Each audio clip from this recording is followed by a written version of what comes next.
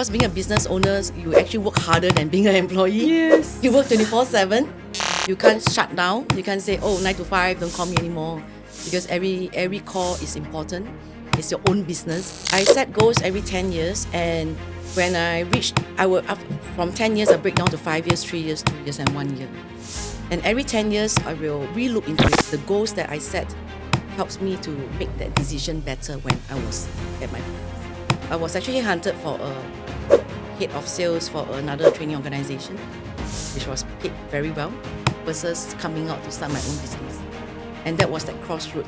I took that leap of faith to start my business rather than to be head of sales for that organization. I will not be in an organization whereby there's no challenge. Challenge motivate me. Challenge inspire me. So I'll resign from organization whereby I don't feel uncomfortable. People say I'm crazy.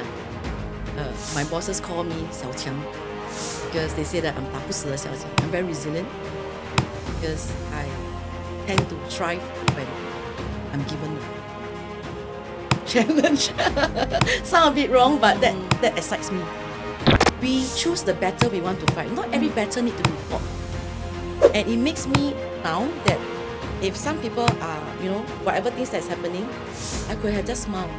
I don't have to retaliate, I don't have to cry, because I ask myself, is this worth my time? Is this worth the battle?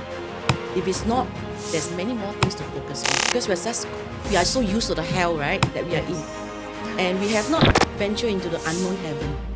Ground zero, you rise again. Fire in your veins when the ashes bend. Every shattered story turns to glory in your skin. From ground zero. Welcome back to Ground Zero Stories. I'm Adeline. I'm Ronald. So we are the hosts for the Ground Zero Stories. At Ground Zero Stories, we don't talk about success after it happens. So we will interview people about success before it happens. At Ground Zero Stories, we talk about the uncomfortable part, the season before the wins, before the applause, before the wins, before the applause, and before the story sounds cool. We explore the moment of doubt, the decision, the situation, the people you meet, the events that happen, the ups and downs. Because real success is built long before it looks obvious. Indeed. So this is the belief of Ground Zero Stories, brought to you by Divergent Entrepreneur Academy, where we empower growth through our 4D success framework, and they are discover, dream, develop, and deliver. And we help individuals like yourself or organizations to unlock potentials and move ideas into actions. So today, here in our studio, we are very privileged and honored to be joined by Miss Candy, someone whose journey reflects exactly what Ground Zero Stories is about, not just about where she is today, but the decisions, the experiences, and the turning points that shape who she became. Candy is the National Director of BNI Singapore, with over 20 years of experience across engineering, HR, consultancy, and corporate training. For more than a decade, she has helped leaders and teams strengthen performance through communication, championing values-driven leadership, grounded in clarity, conviction, and compassion. And most importantly, she's a very cool lady. And she just shared with me one very interesting figure that BNI Singapore, now we have crossed 1,824 members. Wow. Yes, that is a big achievement. Yeah, because our numbers are getting bigger and bigger. Why we brought her today in today's event, because she is in a group on a day-to-day basis. She meets entrepreneurs of all walks of life. Yeah. So, Candy, thank you for coming to our studio. Thank you for having me as well. It's my honor. So, Candy, I'm new to BNI, right? So I'm also curious, how did it all started? Because when I look at your journey, right, wow, it's super, super rich. And I'm super curious about your background. Maybe help us, lead us through how you started and then how do you land yourself in such a prestigious role? Wow, where should I start? Up to you. As I was driving here today, Yes. it brings back lots of memory. And my first few job was at 38 Jalan Pemimpin as well. Really? Yes. Wow. So I was driving here, so wow, it has been more than 25 years. Oh my God, I just realized my age. That I came over to Jalan Pemimpin. So I graduated with chemical engineering, chemical process, and I never enjoyed that. So I started out doing sales. I was very aggressive. I was very ambitious. All I know was I want to climb that corporate ladder. So for the first 10 years of my life, I was doing manufacturing, but more towards the sales side. And one fine day, I asked myself, do I want to be in the manufacturing? Do I want to stay in Tuas, Woodlands, Jurong area? Sometimes I joke about it. I say, the birds don't even go there. Yeah. I really want to see the world. I traveled a lot during that time. I was doing a lot of business trip to China, US and all. But something tell me that I must do more. So I set goals every 10 years. Yeah. So from my 20s to my 30s, and then every 10 years, I set a goal. So I decided that I want to see the world out there. And that's where I chanced upon being a headhunter. So as a headhunter, I was taking care of the manufacturing, the semicon industry. And that propelled me to my next level of, next stage of my life, actually. I see the world because in manufacturing, you only see machineries, you talk to people in the production side. But when I went to the corporate, it was total culture shock for me. Total. The people that you meet, the way that they communicate, it's so different from, in the manufacturing world. Yeah. And I went through a very tough time adapting to it. Yeah, to the culture, to the people, to my clients as well. And that shaped the way that I speak, the way that I dress as well. And I'm very fortunate or unfortunate. I always say everything happened for a beautiful reason. And in the company I work for, they were very strict on attire, dressing. So when we meet our client, because we meet C-suite, is what do you get when your client asks you what would you like to drink? Can you make a guess? What would you always ask for? When you go to a client office and they will usually offer you a drink, right? No. What is the correct answer? I would say whatever is convenient, like water. Yes. Yeah. So there's this thing about perception. Yes. Everyone have a perception of who we are as a person, right? And we all judge. And we judge in the first 7 seconds. Okay. So the company that I work for said that when we go to a client's office, we must ask for coffee black. Wow. So specific. Yes. Why? Cannot latte. Cannot latte. Wow, No okay. tasty also. Okay. Wow, Why? okay. Tell us why. Because it's about who you are as a person. Because people who drink coffee black are people who are very ambitious. Really? No nonsense. They are there to do business. Perception.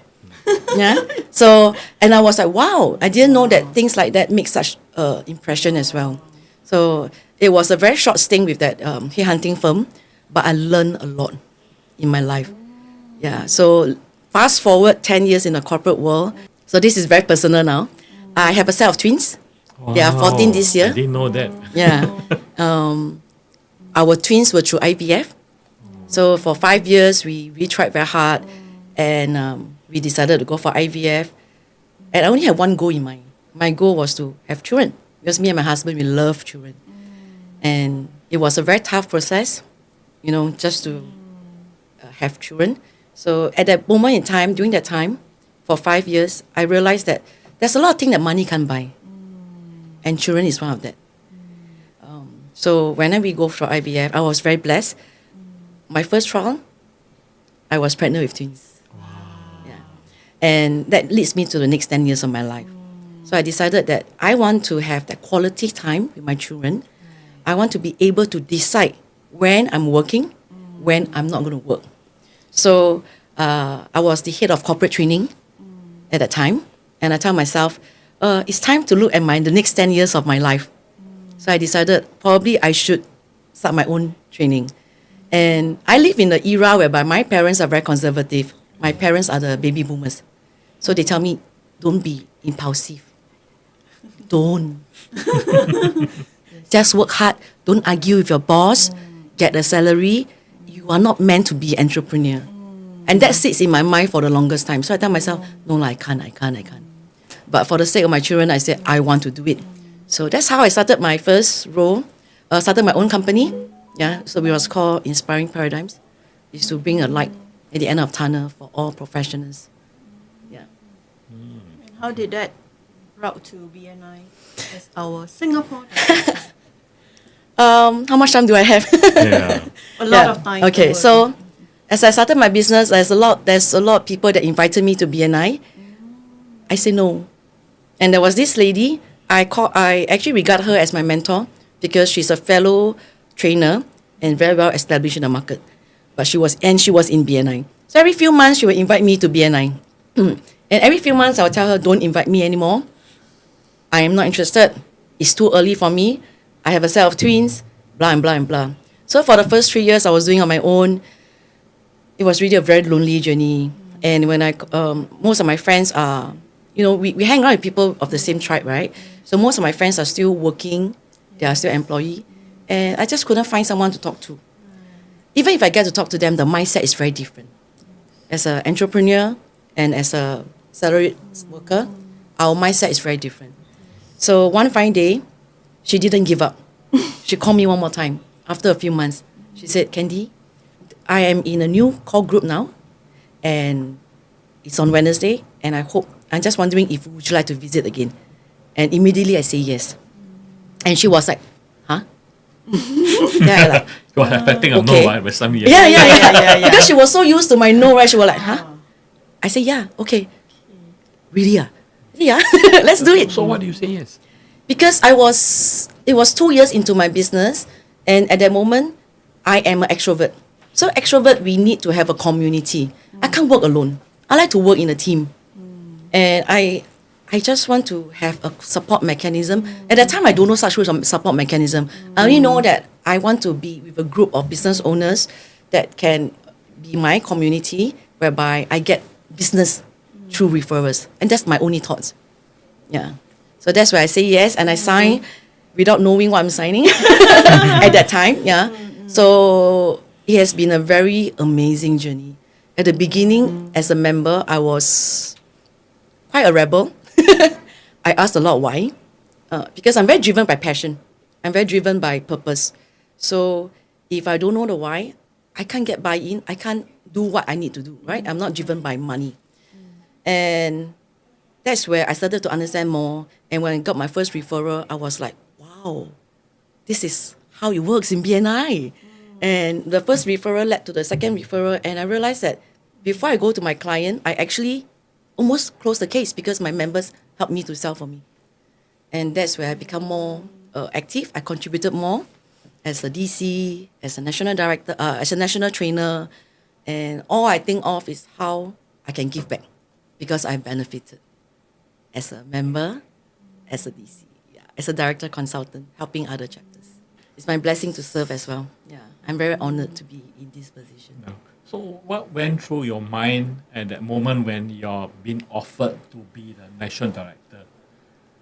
It is not being offered because it is not a natural progression. It is actually as a director consultant, you are on contract, right? As a consultant.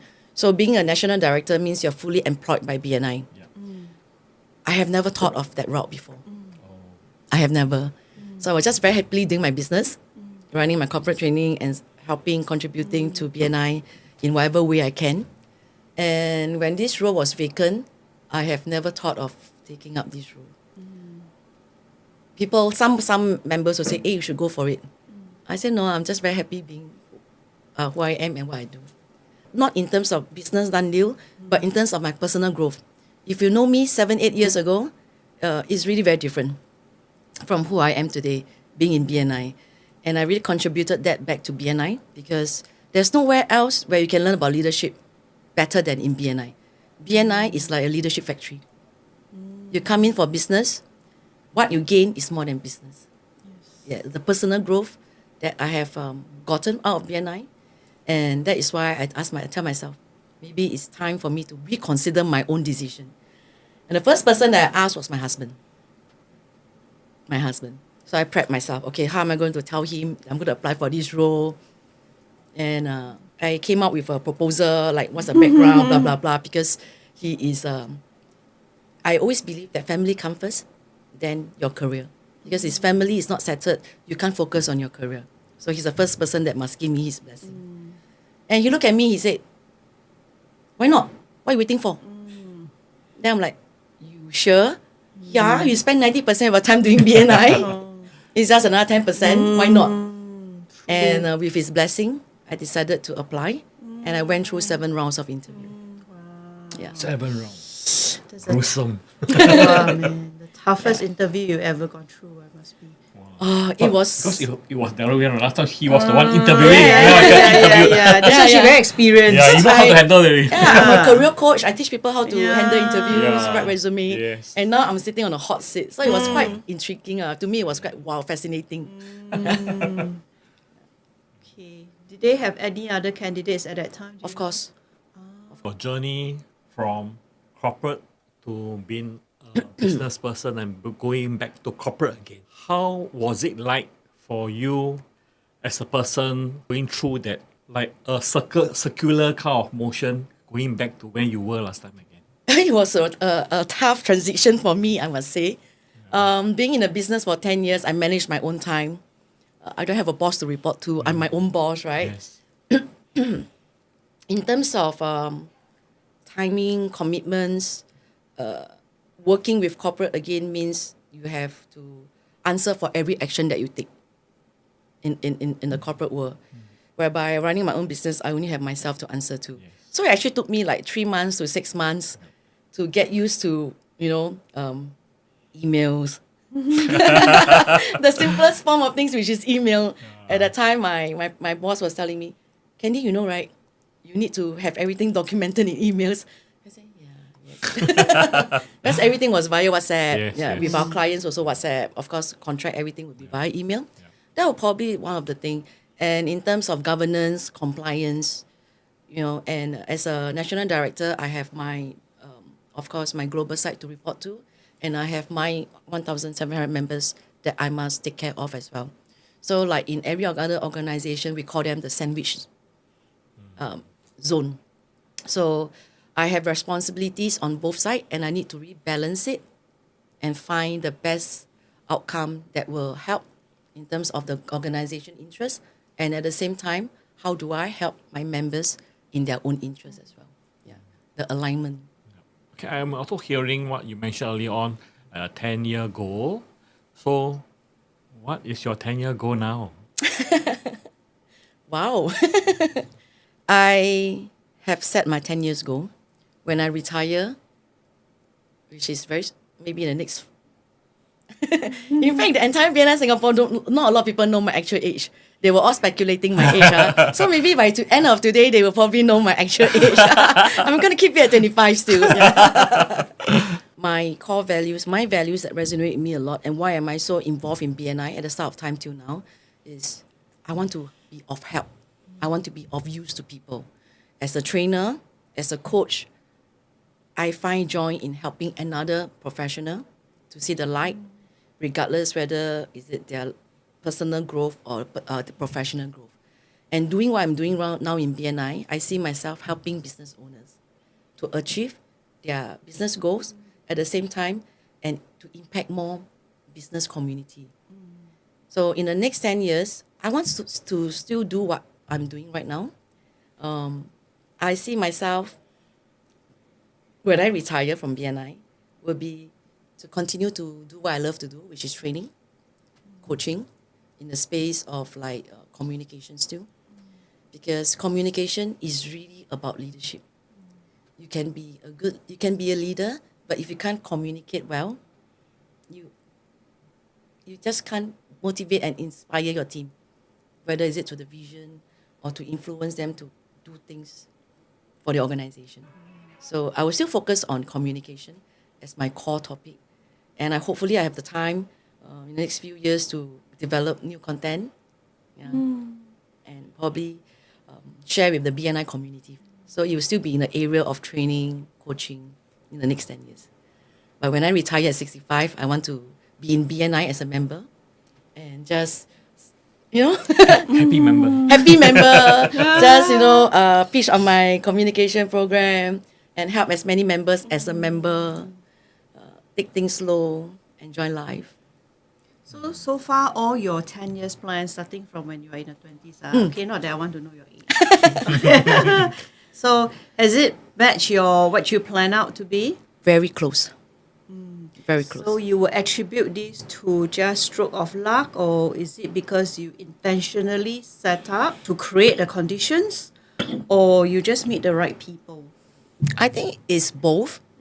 I set goals every 10 years, and when I reached, from 10 years, I break down to 5 years, 3 years, 2 years, and 1 year. And every 10 years, I will re-look into it. There was a period when my dad passed on. I didn't set a goal for that 10 years, and I was so lost. And I didn't know why I was lost until I realized that, oh, I have not set goals for the next 10 years. And that's how powerful it is. Just to give you an example, when I was in my 20s, I tell myself, at the age of 40, I do not want to be a salesperson.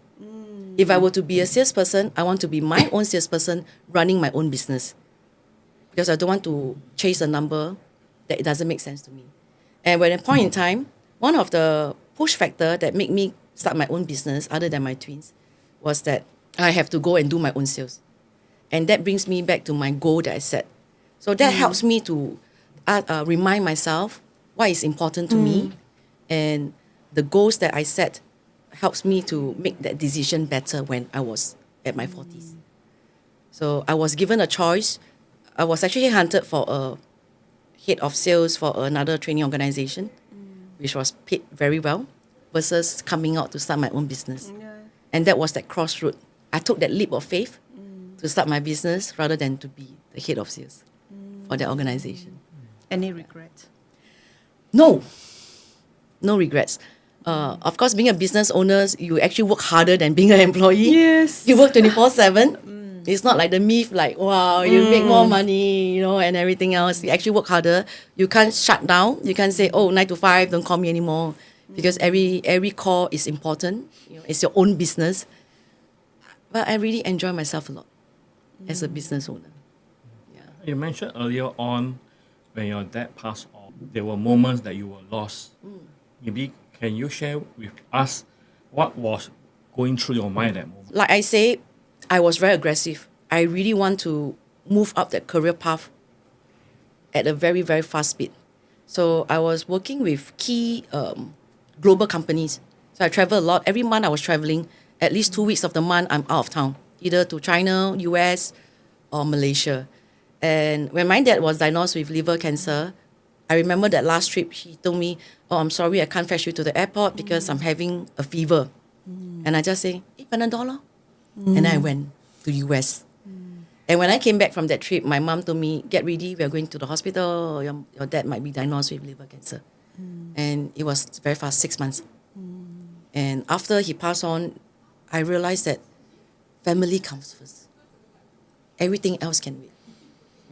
And I decided, and at that time I just got married. So that's where I decided to take a local role while my husband traveled. If I could share a bit more, I went to take out a local role, which I tell myself, okay, just be a coordinator, it's okay, I don't need to go up that career path. And that was a time where I felt very lost because that's not me. So how do we compromise based on what is important to us, the priority? Once you know who you are, what you want, you will know what you can't compromise on, what is negotiable. Yeah, and that's where I tell myself, I want to be the head of corporate training. I don't want to be a coordinator. And that's where I identify that, career is still very important for me. And how can I work on my own terms? When did that shift comes in? What do you see and what do you hear that makes you go back and get clarity to go back to doing corporate training again? As in the recent... Yeah, what triggered you to go back to corporate training again at that moment when you were lost? You were thought, you needed time to really calm down, to have clarity. So what was that thing that had happened, that period of time that give a spark in your mind that, I need to do this already? Okay. So I went through a personal development program. It was a 4-day boot camp to, it's in the lights of Anthony Robbins, in the lights of that. So it was a 4 days boot camp. And there was this particular segment that have all the core values. So each person was carrying a core value and they're running all over the place. And we are supposed to get that core value that resonate the most with you.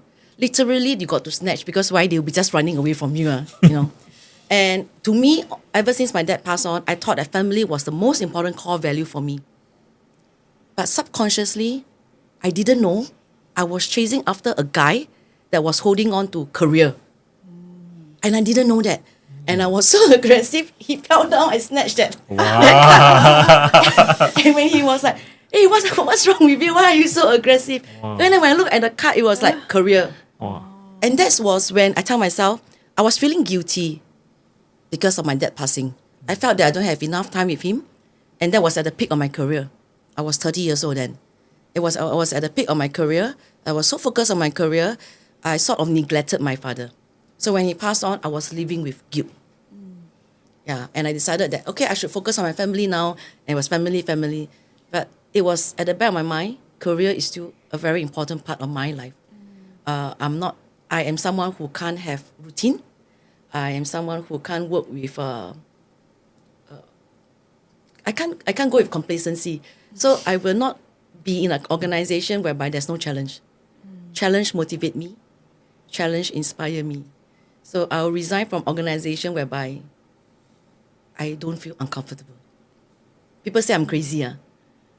My bosses call me 小强 because they say that I'm 打不死的小强. I'm very resilient because I tend to thrive when I'm given a challenge. Sound a bit wrong, but that excites me. Yeah. So that's when I realized that, hey, you know what? Every decision that we make at that moment is the best decision. We cannot look back and say that it was the wrong decision because that circumstances, that time, it could be the best. So I tell myself, I'm going to move on from there and focus on my career and yet always remember that family is still a priority. So I negotiate within my own terms. Yeah.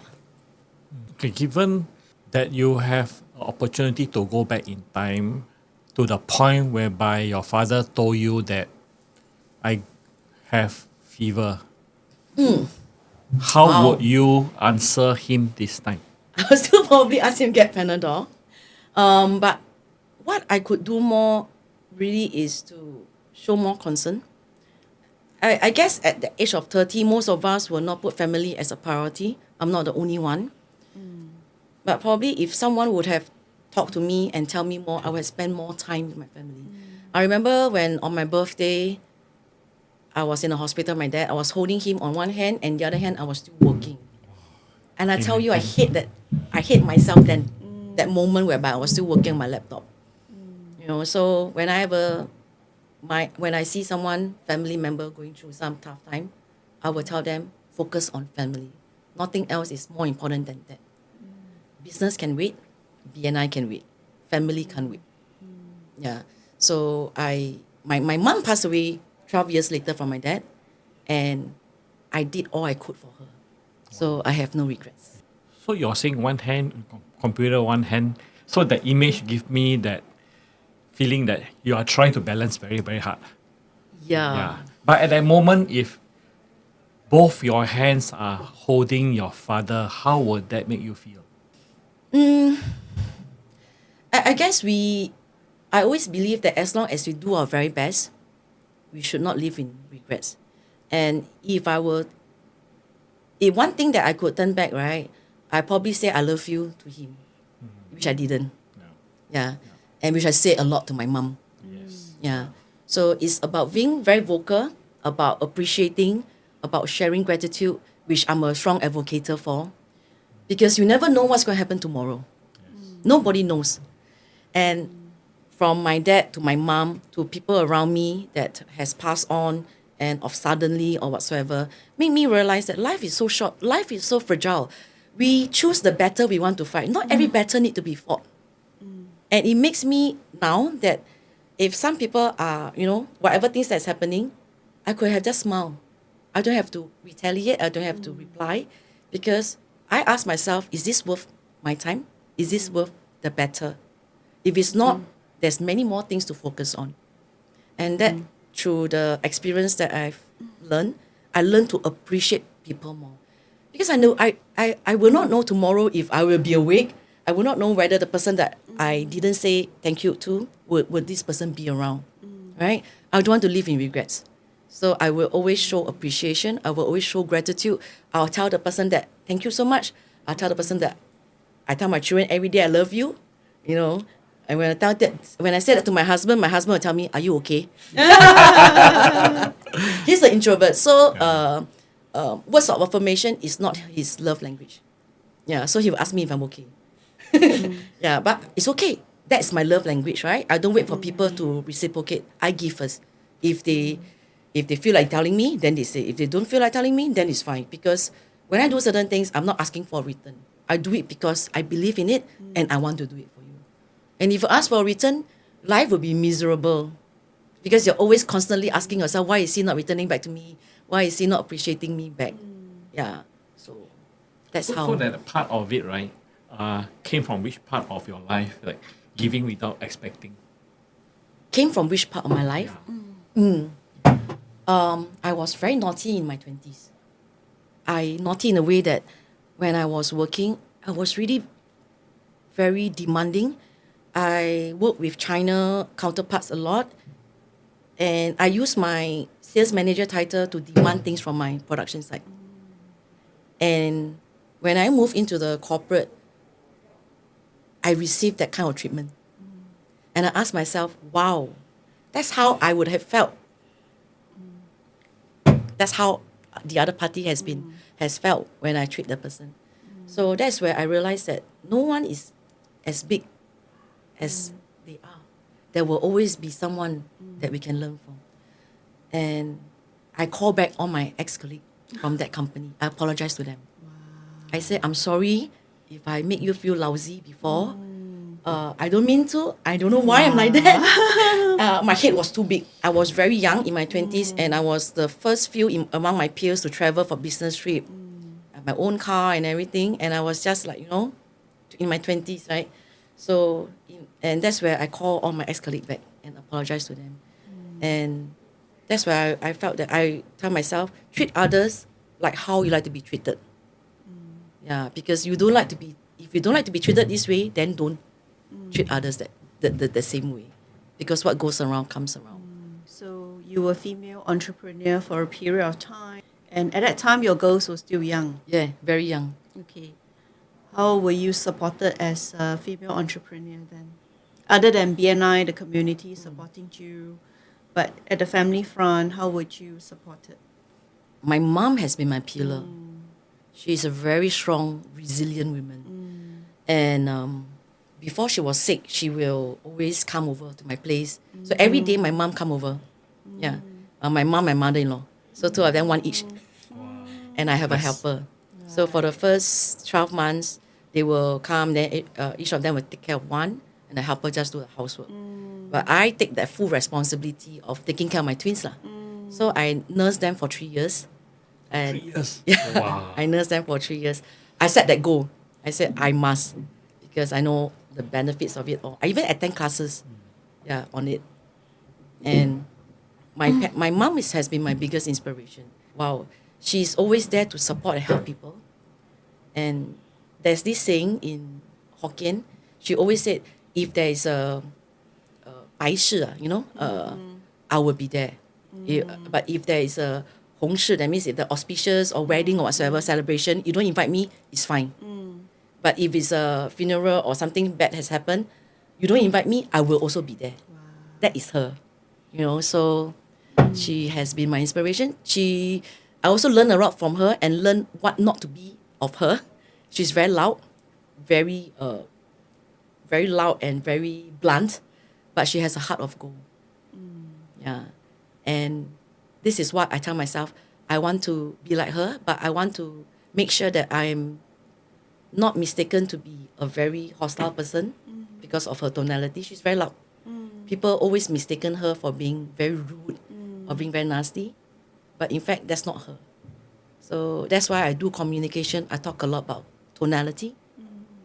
The smile on the face is very important because you may have good intention, but the good intention is what you think you have, but the other party perception is different. What is the impact you're giving others? Yeah. So I'm very passionate about it because I see how my mom being treated by so many people or misunderstood by so many people. And that was one of the things that I tell myself I want to share more. Because I don't have a very smiling, friendly face too. If I don't smile. Is that what they call RBF? Oh yeah, tell me about it. So when I was young, right, my mom always go temple and say, please, pray to the God and say that, please make sure Yan Yan, my Yan Yan to have more 缘分 or 人缘 人缘. Then I said, why 人缘? It's because of my face. Because when I don't smile, I look like a lot of people owe me lots of money. Yeah.